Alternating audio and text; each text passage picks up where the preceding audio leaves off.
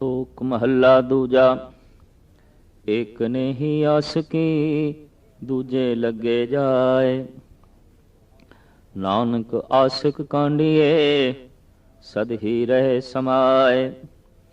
चंगे चंगा कर्मने मंदे मंदा होए। आशिक ए ना आखिए जे लेखे वरतै सोए। ਸਾਹਿਬ ਸ੍ਰੀ ਗੁਰੂ ਅੰਗਦ ਦੇਵ ਜੀ ਮਹਾਰਾਜ ਦੇ 2 ਸ਼ਲੋਕ 21ਵੀਂ ਪੌੜੀ ਦੇ ਨਾਲ ਗੁਰੂ ਨਾਨਕ ਦੀ ਦੂਸਰੀ ਜੋਤ ਧੰਨ ਗੁਰੂ ਅੰਗਦ ਦੇਵ ਜੀ ਮਹਾਰਾਜ ਇਸ਼ਕ ਤੇ ਆਸ਼ਕੀ ਦੀ ਗੱਲ ਕਰਦੇ ਨੇ। ਆਸ਼ਿਕ ਕੌਣ ਹੈ? ਵਾਸਤਵਿਕ ਇਸ਼ਕ ਕੀ ਹੈ? ਜੇ ਘਿਰਣਾ ਪੈਦਾ ਹੋਣ ਦੇ ਕੁਝ ਕਾਰਨ ਨੇ ਤਾਂ ਫਿਰ ਇਸ਼ਕ ਵੀ ਕਿਸੇ ਕਾਰਨ ਤੋਂ ਪੈਦਾ ਹੁੰਦਾ ਹੋਵੇਗਾ। ਜੇ क्रोध पैदा होने के कुछ कारण ने तो फिर प्रेम का भी लाजमी कोई कारण है, लाजमी कुछ न कुछ कारण है। 2 तरह का इश्क है, इश्क मिजाजी, इश्क हकीकी। सच का प्रेम, जगत का प्रेम। एक आलम का कहना है कि जब हुस्न नहीं तो इश्क भी पैदा नहीं होता। बुलबुल गिले दीवार पर शायदा नहीं होता। अगर दीवार देते एक बड़ा खूबसूरत गुलाब का फुल बना दईए, बड़ा सोहना रंग पा दईए, बुलबुल ने नगमे नहीं गाने, उसने चहचहाना नहीं। इश्क हकीकी हुसन मंगदा है, इश्क हकीकी जिंद जान का सुहप्पण मंगदा है। जे मिजाजी दुनिया च ऐसा है तो हकीकत दे च भी ऐसा है, सच दी दुनिया च भी ऐसा है। अगर प्रभु सोना ना होंदा, खूबसूरत ना होंदा, किसने प्रेम पाना सी। यही कारण है कि साडे देश दे वैदिक ऋषियां ने कहा सत्यम शिवम सुंदरम। वो सत्य है, वो प्रकाशमान है, वो सुंदर है। इसे नूं गुरु नानक देव जी महाराज ने कहा है सत सुहान सदा मन चाओ। वो ते सुहान है, वो ते सुंदर है। तो इश्क ते खूबसूरती दा आपस दे तालमेल है। एक नूं हटा दो दूसरा अपने आप हट जाता है। सुंदरता नूं एक पासे कर दो प्रेम एक पासे हो जाएगा। हुसन एक पासे कर दो इश्क एक पासे होवेगा। इश्क ते हुसन दा चोली दामन दा साथ है। फर्क सिर्फ इतना है कि कोई संसार नाल प्यार पा बैठता है, कोई निरंकार दे नाल। ते संसार दे उस चीज नाल बहुता प्यार हो जाता है जो बहुत खूबसूरत दिखाई देवे। ये गल वखरी है कि वो खूबसूरत है या नहीं, देखण दी गल है। अगर वो खूबसूरत दिखाई दे रही है तो प्रेम ते पेगा, प्रेम पैदा होगा।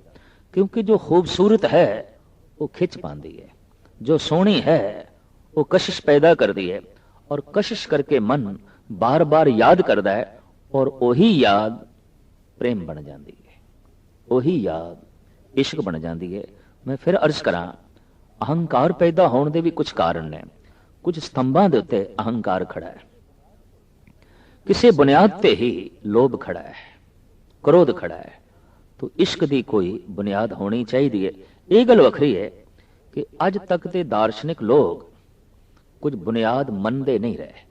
वो कहते ने इश्क अपने आप हो जाता है, अपने आप कुछ भी नहीं पैदा होता। परिपूर्ण परमात्मा ने हर चीज का बीज पहले पैदा किया है। बीज तो बिना कुछ भी नहीं पैदा होता।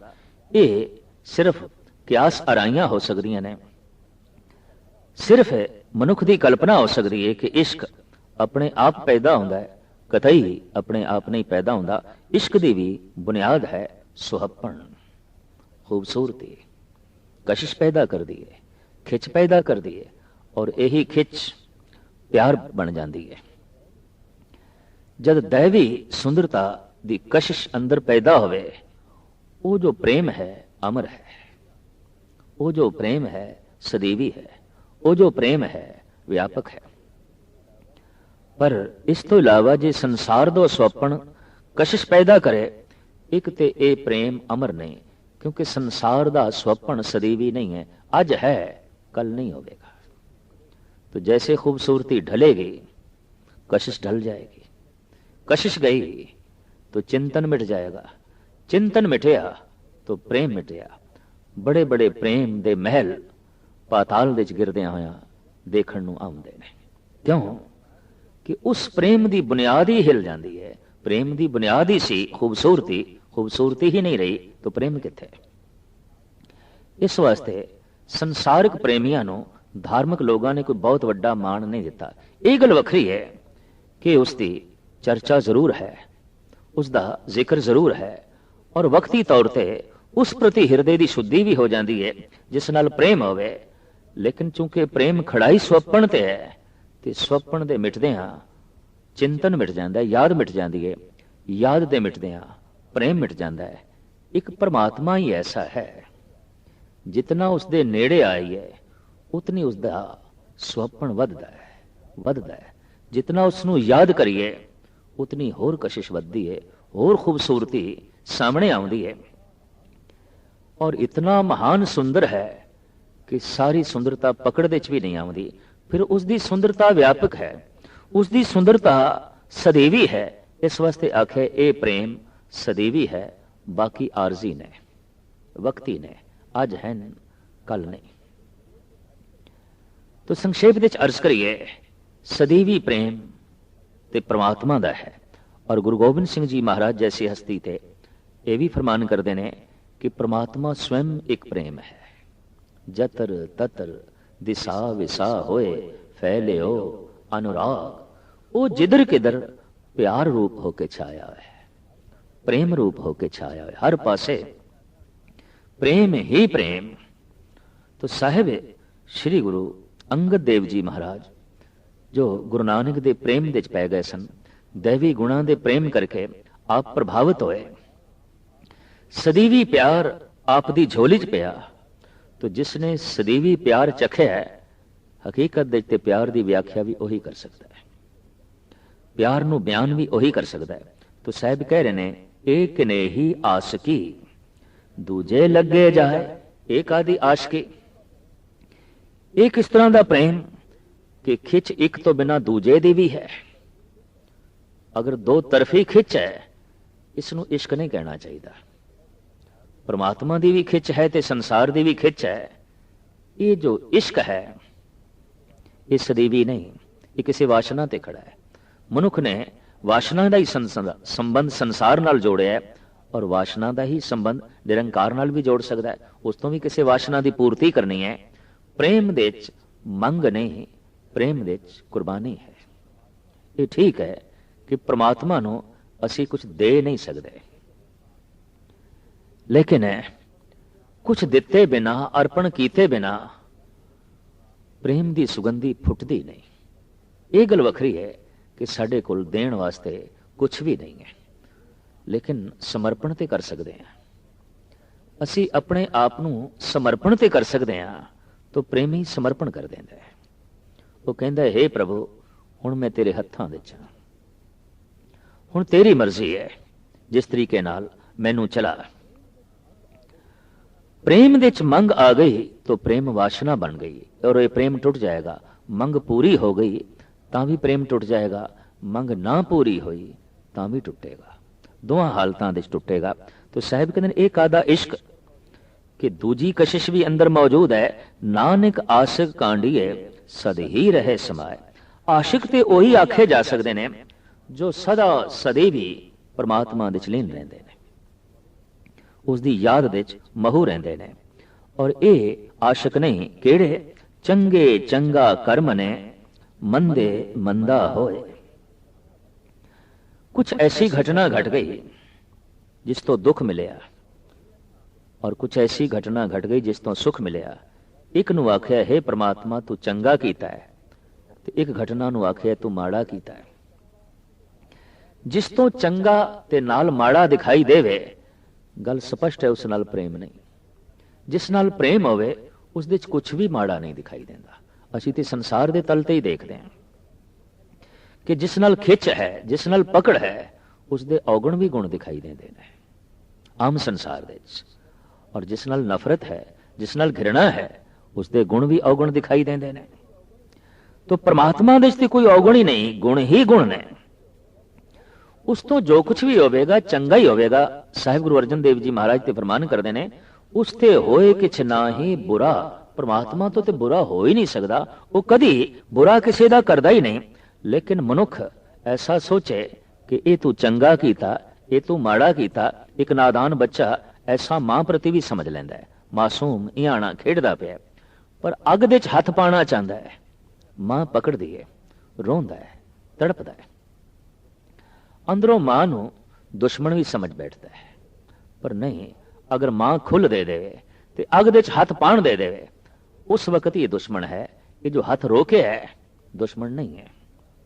मां दे अंदर ते ममता है, पर नादानी ना समझी कारण बच्चा मां नू दुश्मन समझ बैठता है।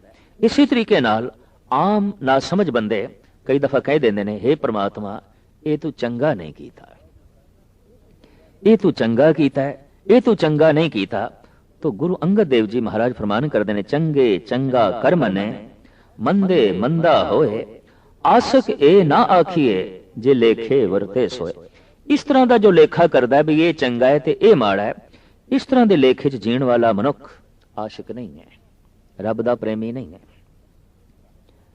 दूजा श्लोक साहिब गुरु अंगद देव जी महाराज दा, सलाम जवाब दोवें करे मुंडो गुथा जाए। सजदा भी करता है, मत्था भी टेकदा है, झुकदा भी है, लेकिन किसे किसे हुक्म दे अगों, किसे किसे बचन दे अगों सीधा खड़ा भी हो जाता है, इनकारी हो जाता है, नहीं ये मैं नहीं मनना। किसी वक्त सलाम करता है, किसी वक्त जवाब देता है। जिसका सलाम जवाब ते खड़ा है उसका सलाम पखंड होगा। जिसका प्रेम किसे मंग ते खड़ा है वो प्रेम नहीं, वो ते वासना है।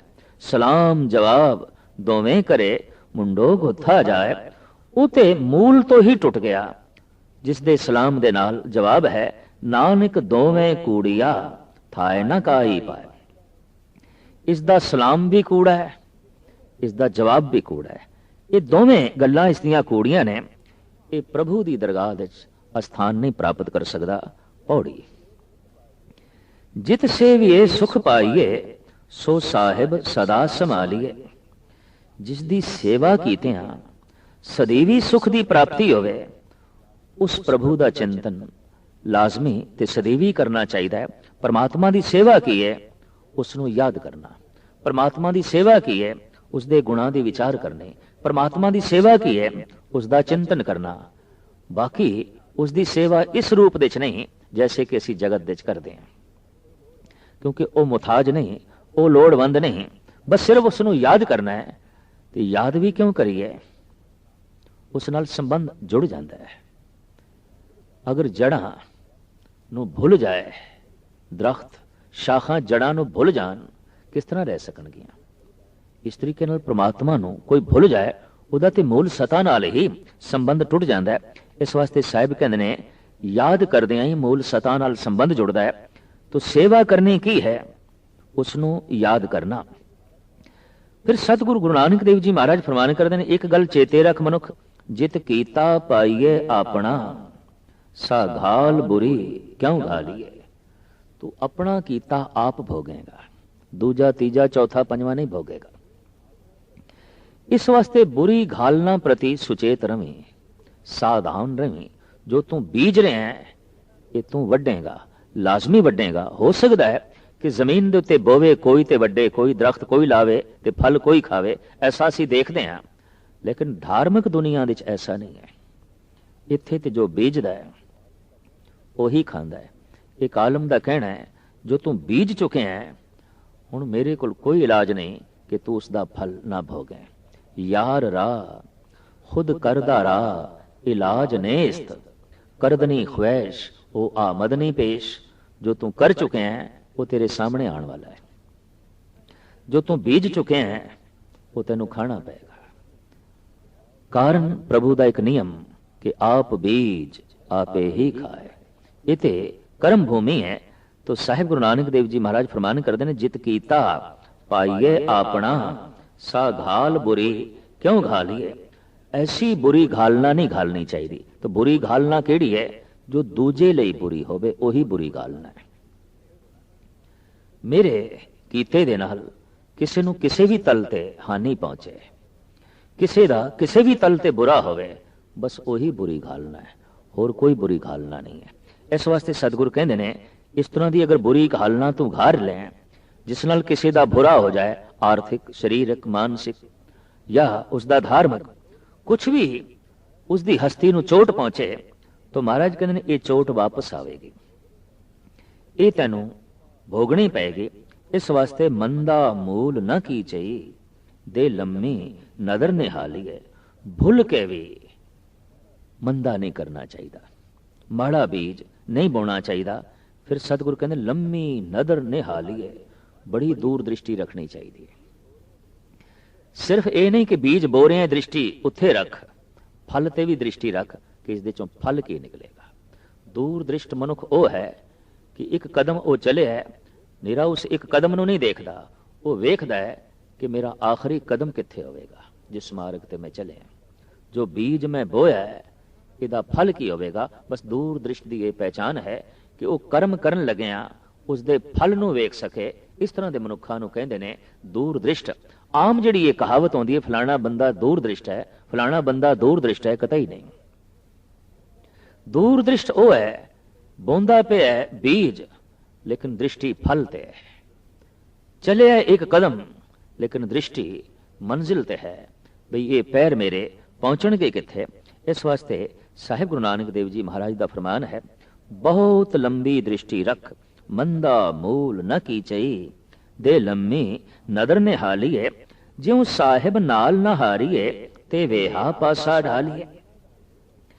कुछ इस तरह की घालना घालनी चाहिए कि परमात्मा के दरबार दे तू जिंदगी की बाजी हारे ना, जित होवे तेरी। ये ठीक है कि जित हर एक कोई चाहता है, पर जित उदों ही होंदी है जद कोई मनुख जीवन की बाजी अपनी जित लैंदा है, ते जीवन की बाजी जिती जाती है गुणा नाल। मनुख नूं अवगुण हरा ना देन। साहिब श्री गुरु नानक देव जी महाराज का एक वाक, अवगुण सब लागू भय, कूड़ बजावे तूर। कूड़ शहनाई बजा रहे है जित दे, झूठ शहनाई बजा रहे है कि मैं सब नूं जित लिया, सब नूं जित लिया, सब नूं जित लिया। कूड़ इस ढंग का ढंडोरा पिट रहा है, कूड़ इस ढंग का नगारा बजा रहा है। देखा जाए तो समुचे जगत विच कूड़ दी ही शहनाई बज रही है, कूड़ दी ही तूती बोल रही है, कूड़ दे ही नगारे बज रहे हैं, और इस दे सामने सारे जीव हारे हुए प्रतीत होंदे ने। महाराज कहते नहीं, इस ढंग का कोई कर्म ना कर कि तू सच दे सामने हारिया होया होवें, प्रभु की दरगाह दे हारिया होया होवें, किछ लाहे ऊपर घालीए। कुछ ना कुछ ऐसी घालना तू घाल जिस दे तेनू लाहा होवे, नफा होवे, नुकसान ना होवे, नुकसान स्वासां दा ना होवे, लाभ होवे। साबत पूंजी आनी रास, स्वासां दी पूंजी सारी दी सारी सफल होवे। भगत कबीर कहंदे ने, मोहे ऐसे बनज स्यों नहीं काज, जै घटे मूल नित बढ़े ब्याज। मैं इस तरह का कोई काम करन नूं तैयार नहीं जिहदे नाल मेरी स्वासां दी पूंजी घट जाए, जिहदे नाल मेरा पापां दा ब्याज वध जाए, मेरे ते ब्याज वध जाए, पाप इन्हां दा हिसाब ते देना पवे ते मूल मैं गवा बैठा। अक्सर लोग ही अपनी मूड़ी गवा बैठते हैं, अपनी रास पूंजी गवा बैठते हैं।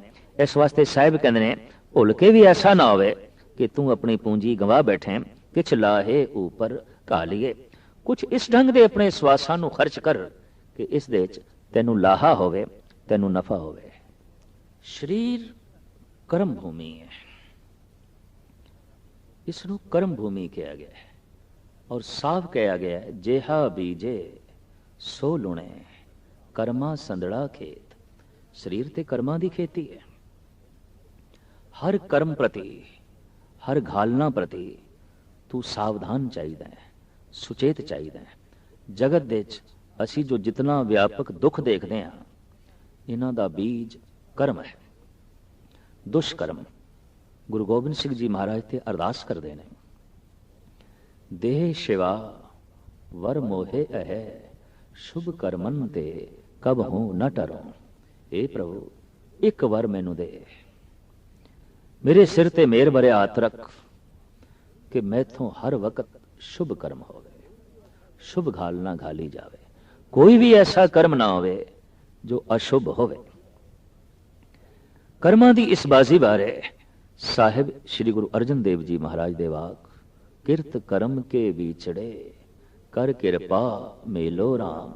हे प्रभु बड़े दूर हो गया, बहुत दूर हो गया, पर अपने कर्मा करके।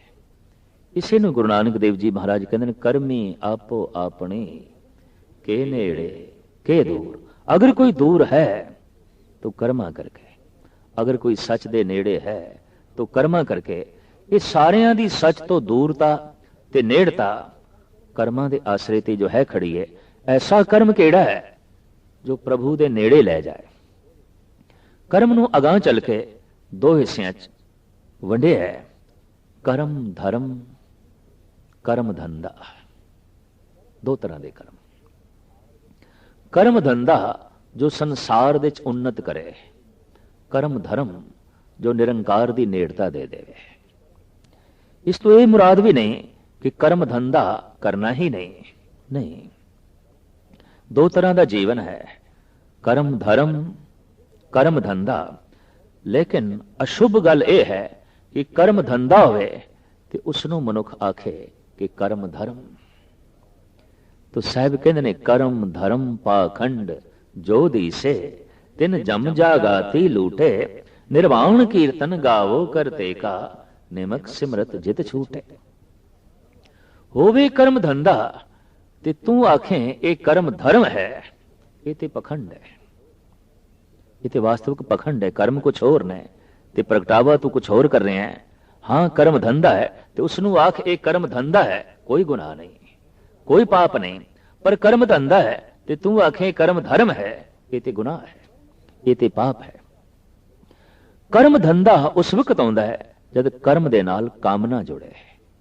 कर्म धर्म उदों होंदा है जद कामना तो रहत होवे।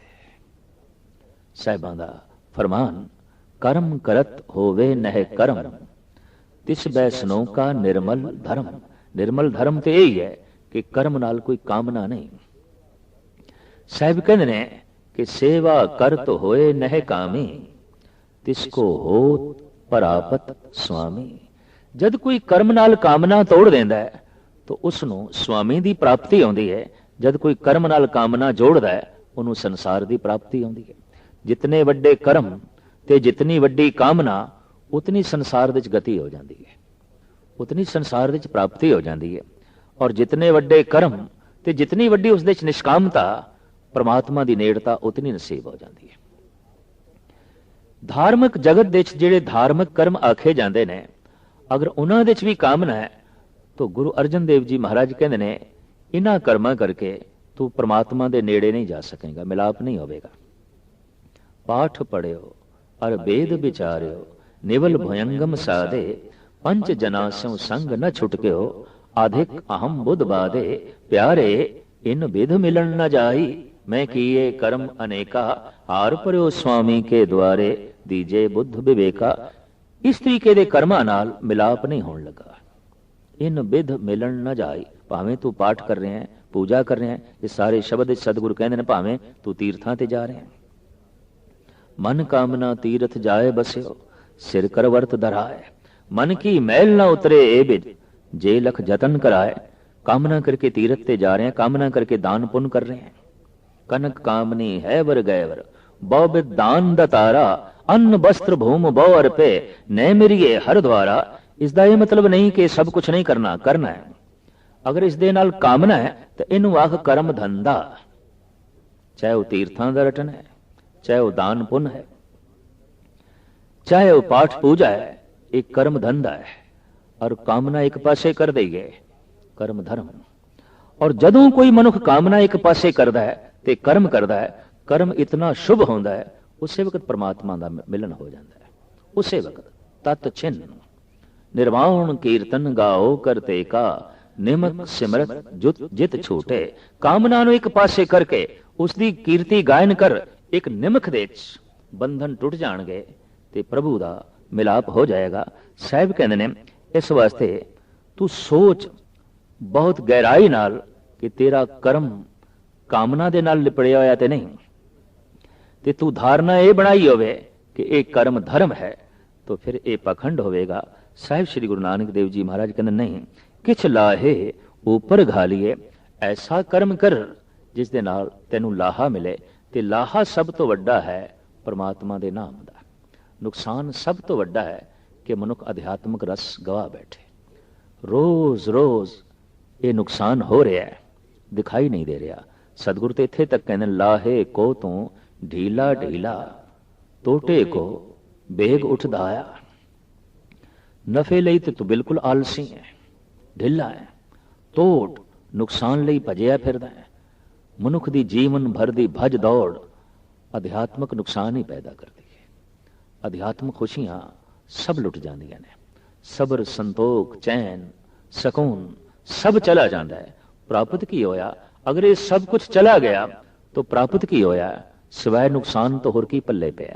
इस वास्ते साहिब श्री गुरु नानक देव जी महाराज फरमान करते हैं, कुछ ना कुछ ऐसा कर्म कर जिस दे नाल तैनू सकून सबर शांति आनंद दा जिहड़ा लाहा है ये प्राप्त होवे।